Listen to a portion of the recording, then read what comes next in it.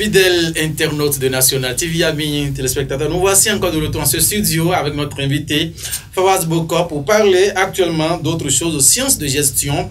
Nous constatons justement qu'après le baccalauréat de premier degré au niveau de nos collèges, nombreux sont ces étudiants qui s'inscrivent pour cette filière à l'université, que ce soit privé comme public. On aimerait avec vous aborder cet aspect de la chose un peu, justement, sciences de gestion. Pour nous, étudiants aujourd'hui qui envisageons cette filière également, que peut-on retenir d'abord avant de passer à cette inscription? Merci, monsieur le journaliste. En ce qui concerne la science de gestion, c'est cette science qui s'occupe de la gestion des entreprises. D'accord? Donc, nous sommes appelés les financiers, les gestionnaires en fait. Vous voyez?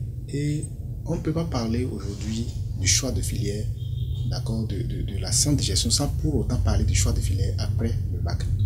Vous voyez, le choix de filière, d'abord, doit partir de l'ambition, de la finalité que l'enfant cherche.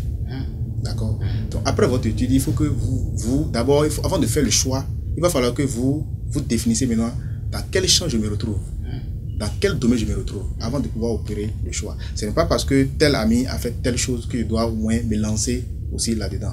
Mais c'est pas parce que maman voulait que je fasse telle chose obligatoirement. Parce qu'on voit des gens dont les parents imposent des filières. Vous voyez, là c'est compliqué. Mais avant de pouvoir faire un choix, il va falloir que vous vous sentez d'abord plus à l'aise dans le choix que vous avez fait.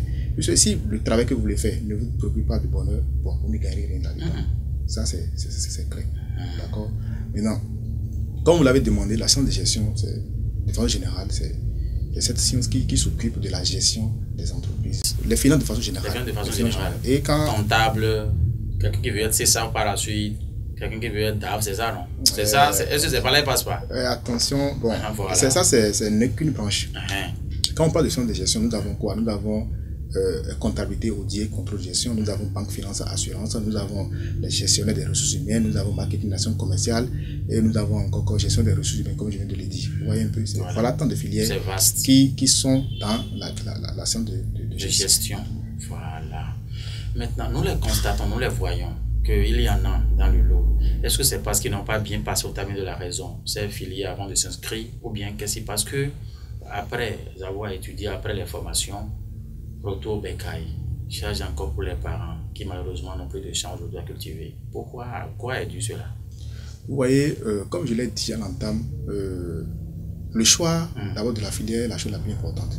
Si le choix est mal fait, d'accord, la suite deviendra catastrophique. Vous voyez un peu? Donc, si vous avez effectivement choisi la science de gestion, et vous avez effectué la science de gestion jusqu'à la fin, je crois que trouver quelqu'un qui a fait la science de gestion qui se retrouve à la maison, moi je trouve ça un peu bizarre. Un peu bizarre. Puisque aujourd'hui, à l'heure à laquelle nous sommes, il n'y a pas cette entreprise qui ne dispose pas d'un service de comptabilité. Il n'y a pas. Si vous voyez une entreprise qui ne dispose pas d'un service de comptabilité, ça veut dire que cette entreprise aura du mal, d'accord, à évoluer.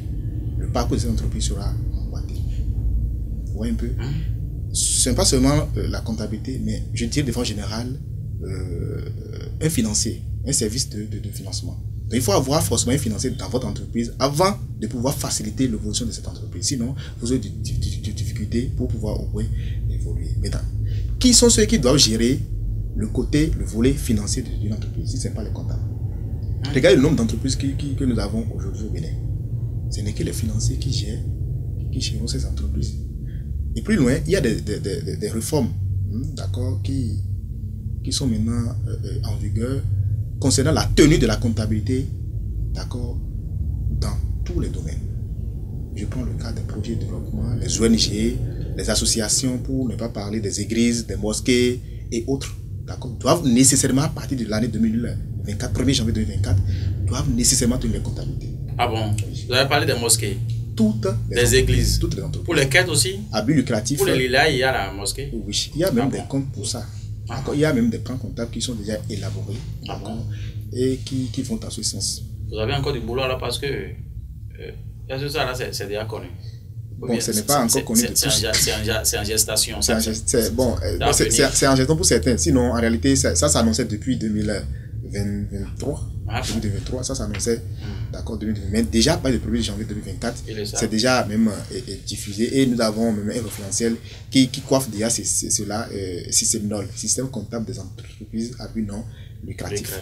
D'accord. Que les églises doivent avoir comptable. Pas seulement les églises, nous avons les églises, en tout cas, les associations religieuses. Toutes les associations. Je suis d'accord. Religieuses ou non. C'est quand on revient à l'aspect religieux là qui m'intéresse. C'est pour cela que j'insiste un peu là-dessus.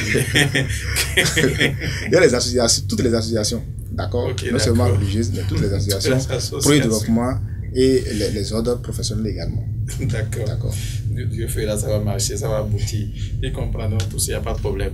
Maintenant, sur ce volet, quel message vous avez maintenant à l'endroit de ces étudiants? Puisque nous sommes à une période où les examens sont terminés déjà, la rentrée pointe à l'horizon déjà. Et quel message avez-vous? Alors, ce que je vais dire à nos jeunes qui ont fini déjà, qui sont peut-être dans le choix de la filière, je vais dire simplement que la gestion de ces entreprises que je viens de citer, d'accord, ne sera pas réservée aux géographes, aux journalistes comme vous, mais non, mais aux financiers. Puisque quand on dit on veut gérer une entreprise, il va falloir que la personne soit du domaine avant de pouvoir gérer. D'accord. Ce n'est pas d'autres personnes qui viendront gérer. Nous avons tant de boulot. En tant que gestionnaire, vous avez beaucoup d'activités. Mais si vous finissez, vous ne faites rien, c'est non seulement parce que vous n'avez pas été peut-être informé, ou bien dans votre formation théorique, vous n'avez pas accompagné cette formation théorique par une formation pratique pour augmenter votre employabilité. Peut-être c'est ça qui entraîne des problèmes que nous observons. Voilà. Sinon, en réalité, vous finissez la gestion. C'est une obligation pour vous que vous puissiez au moins trouver quoi faire. C'est obligatoire de trouver quoi faire. Il y a plusieurs entreprises qui sont dans le besoin et qui cherchent des financiers pour gérer les entreprises. Si vous finissez votre formation théorique et vous accompagnez cette formation théorique par des formations pratiques, d'accord, ça va augmenter votre employabilité. Vous pouvez être non seulement entrepreneur, mais vous pouvez gérer ces petites entreprises. Mais en étant dans la posture de chef d'entreprise, vous pouvez également accompagner certaines entreprises, des PME, dans la gestion de leur comptabilité et autres, sans pour autant être présent toujours dans leur entreprise. Moi, j'ai déjà au moins plus de 3 églises que je gère. Je suis musulman, mais je gère les églises. Ah bon? Oui. C'est facile pour vous? Oui, c'est très facile. Cette église-là, oui. On ne va pas entrer dans les détails, on aura le temps d'en parler. Alors, ça, c'est à l'endroit de ceux-là qui ont fini, qui n'ont pas trop de job. Pour ces nouveaux bacheliers qui vont s'inscrire, vous avez un message? Bon, en ce qui concerne les inscriptions, j'aurais souhaité que les parents laissent les choix aux enfants et qu'ils les accompagnent dans le choix. C'est important. C'est important. C'est tout ce que j'ai à dire à l'endroit. Je disais également cette raison, regardez, vous avez dit tout à l'heure que c'est pas parce que Zinsou veut faire ça là que ça va le faire également, que chacun réussisse à se situer, n'est-ce pas cela? Vous l'avez dit tout à l'heure aussi, n'est-ce pas? C'est un aspect qu'il ne faut pas oublier, non? Oui, je l'ai dit. D'accord.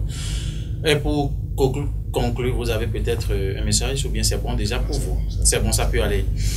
Mesdames et messieurs, nous voici donc à la fin de cet entretien avec notre conseiller fiscal, Fawaz Boko, qui nous a donc appris beaucoup de choses à travers ces développements ici en ce studio. Merci infiniment à vous de nous avoir suivis. Guimon Kari avec ce jour, il faut data Moussa, donc Richa avec Patrick Bounon à la régie d'antenne. Merci une fois encore à vous de nous avoir suivis. Le rendez-vous, c'est encore très bientôt sur votre plateau de l'émission Jeunesse en Action.